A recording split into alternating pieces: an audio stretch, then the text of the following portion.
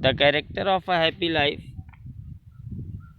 Is a 6 stanza poem that is divided into sets of 4 lines. ये 4 लाइनों में बटा हुआ है, नोन एज क्वाट्रेन। 4 लाइन्स को क्वाट्रेन्स कहा जाता है। These quatrains follow a simple rhyme scheme of A B A B C D C D, A B A B C D C D, A B A B. Now I would like to tell you about this rhyming scheme. Now you can see here how happy is he born and taught. आप first line में देख सकते हैं last word taught है, and आप third line में देख सकते हैं whose armor is his honest thought. Now I would like to tell you that taught and thought are same in pronunciation. This is a rhyming scheme. This is A also similar. Now in the second line you can see that serves not another's will, and in the fourth line, and simple truth is utmost skill. Now you can see will and skill is also similar in pronunciation. So this is rhyming scheme. Now come to the point.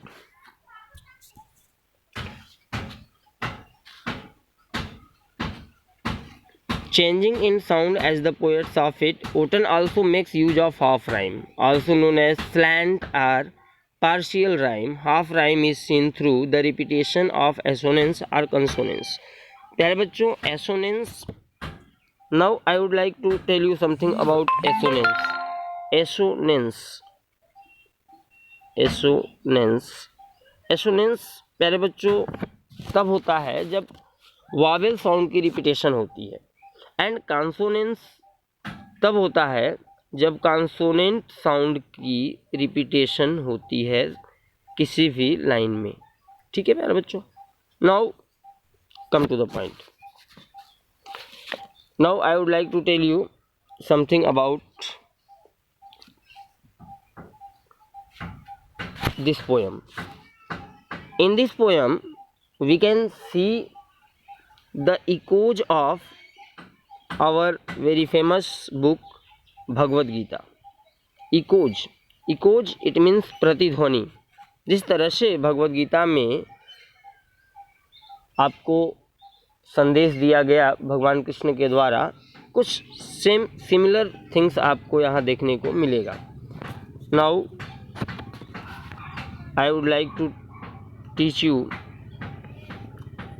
First stanza of this poem. Now come to the point. How happy is he born and taught. प्यारे बच्चों, यहाँ burn का मतलब है जन्म से, और टाट का तात्पर्य यहाँ पे है education. It means in the first lines poet want to say that how happy, how कितना हैप्पी खुश, इज होता है, ही वह व्यक्ति, बर्न यानी कि जन्म से, एंड टाट या तो शिक्षा प्राप्त करने के बाद, that sought not another's will.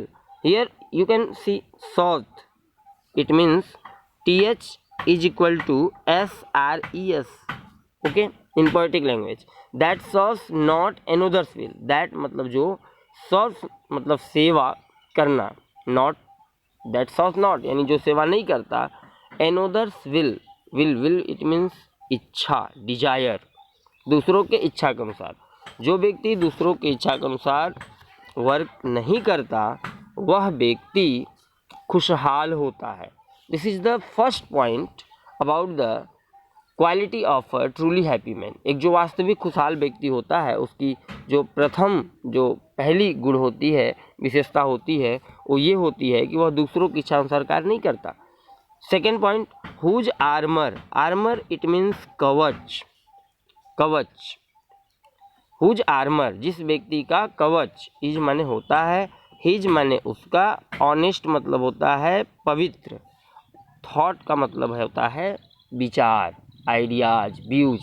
तो जिस व्यक्ति के विचार ही उसके कवच बन जाएं, आर्मर बन जाएं, एंड सिंपल ट्रुथ, और सिंपल ट्रुथ, सिंपल का मतलब होता है साधारण, ट्रुथ मतलब होता है सच्चाई, इज माने हिज माने उसका, अटमोस्ट मतलब होता है सर्वोत्तम या सर्वश्रेष्ठ, और स्किल का मतलब होता है कुशलता।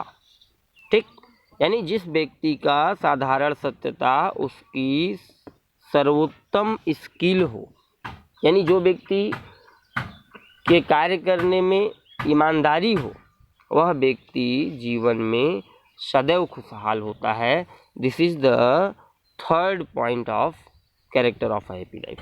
First of all, I have told you that if you work according to your will, you will be happy. And second thing, if your shield is your honest thought, यदि आपका शिल्ड, आपका कवच, आपकी ढाल आपके पवित्र विचार हों तो आप हमेशा खुशहाल रहेंगे। एंड थर्ड वन इज, अगर आपके कार्य करने में साधारण सत्यता हो, यानी कि अगर आपको कार्य करने की शैली जो आपकी सर्वश्रेष्ठ शैली है वो अगर सिंपल ट्रूथ है, यानी सच्चाई है, ईमानदारी है, तो आप जीवन में हमेशा खुशहाल होंगे। Now I would like to tell you something about this point behaviourally. व्यवहारिक रूप से सपोज मान लीजिए आप यूपी बोर्ड 12th में पढ़ रहे हैं, आपकी इच्छा थी कि नहीं मुझे साइंस नहीं करना है, लेकिन पिताजी ने कहा नहीं आप साइंस कर लीजिए, और आपकी इच्छा नहीं थी, आपने साइंस ले लिया, तो आप दूसरों की इच्छा अनुसार आपने काम किया, तो आप हमेशा कष्ट में रहेंगे, हमेशा परेशानी में रहेंगे। आपको चूँकि साइंस तो समझ में आती नहीं है, अब आप पिताजी के कहने पे साइंस करने लगे, तो समस्या आपको है कि आपको मन लगेगा नहीं, आप आउटपुट अच्छा नहीं दे पाएंगे। तो ये पॉइंट आप व्यवहारिक रूप से समझ सकते हैं कि अगर आप अपनी इच्छा अनुसार कोई भी काम करते हैं तो आप जीवन में खुशहाल होंगे। दूसरी चीज़ कि अगर आप ऑनेस्ट थॉट आपके हैं, अगर आपके विचार उत्तम हैं, अगर आपके विचार अच्छे हैं, तो आपको किसी दूसरे कवच की ज़रूरत नहीं है, किसी सुरक्षा की ज़रूरत नहीं है, क्योंकि लोग आपको किसी तरह की परेशानी देना पसंद नहीं करेंगे। And simple truth is utmost skill. और अगर आपको काम करने में अगर आप साधारण सत्यता है अगर आपके अंदर, तो आप हमेशा जीवन में खुशहाल होंगे।